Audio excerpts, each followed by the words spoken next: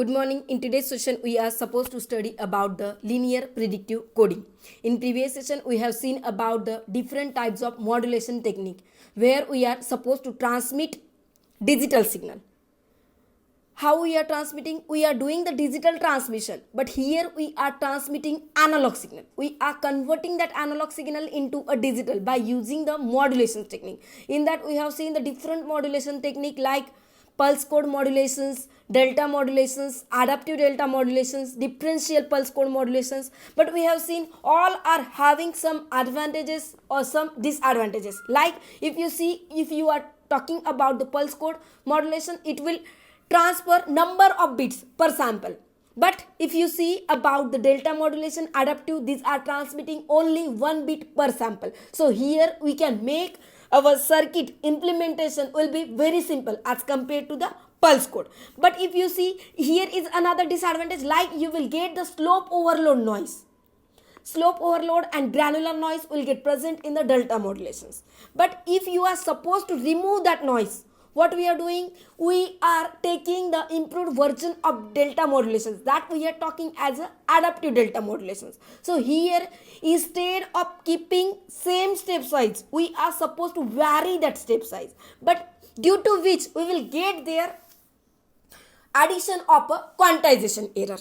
So we can see this is the disadvantage of the adaptive delta. If you are talking about the differential pulse code modulations, here also you will get slope overload as well as the quantization noise, because here number of levels are fixed for the step size, but we can transmit the bits that can be more than or less than with compared to the pulse code modulations. So here now we can see about the linear predictive coding, which we are using in a audio signal processing. So we can say here, firstly we will see about the speech coding objective. It means what? Here we are supposed to reduce the bit rate.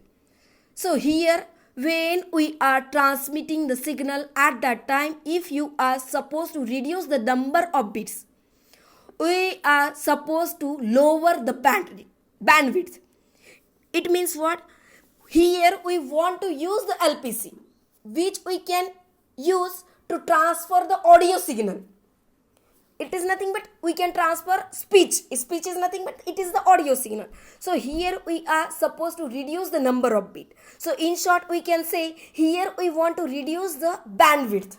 So for that, if you see, we can see here block diagram. When we are doing the pulse code modulation, at that time we are supposed to do encoding, we are supposed to do sampling, we are supposed to do quantizing.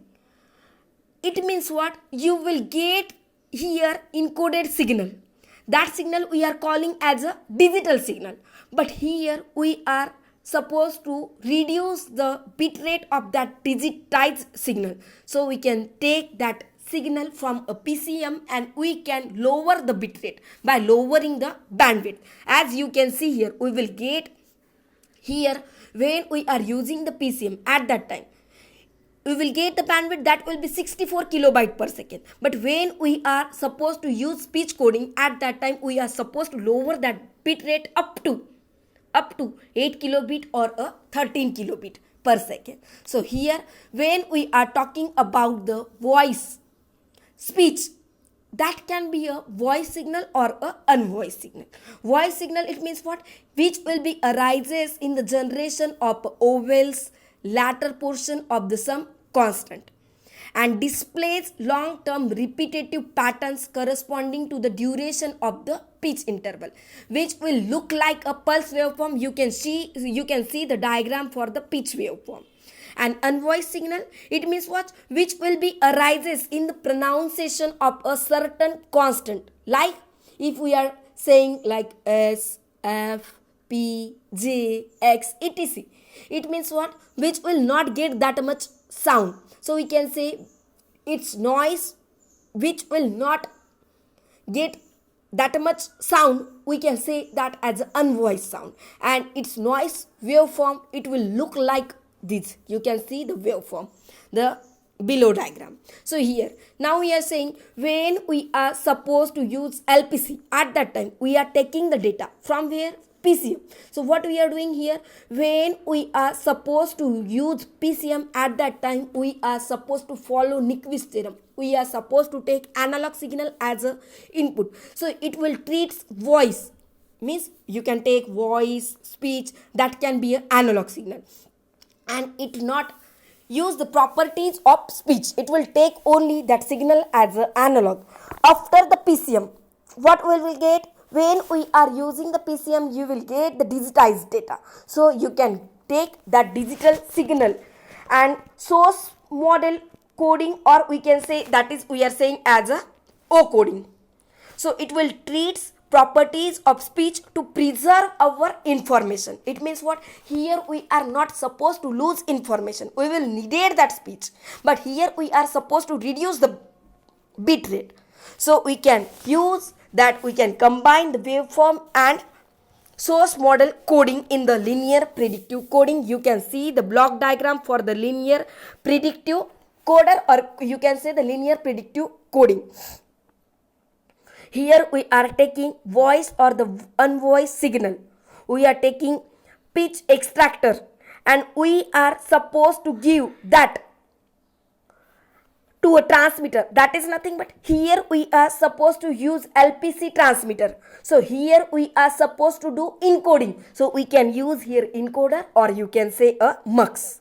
So you can see here the block diagram for the linear predictive coder, and we are saying linear predictive coder is a technique which we can use in the audio signal processing, in the speech signal processing. It has found particular can be used in a signal compression, because here we are supposed to compress the signal, but here we are not supposed to reduce our information, as we can use that LPC in many textbook. It is taught in most advanced audio signal processing, because here when we are supposed to study about the LPC, we are saying here we are supposed to reduce only the bit rate. We are not supposed to reduce our audio information. So we can see here about the linear predictive coder.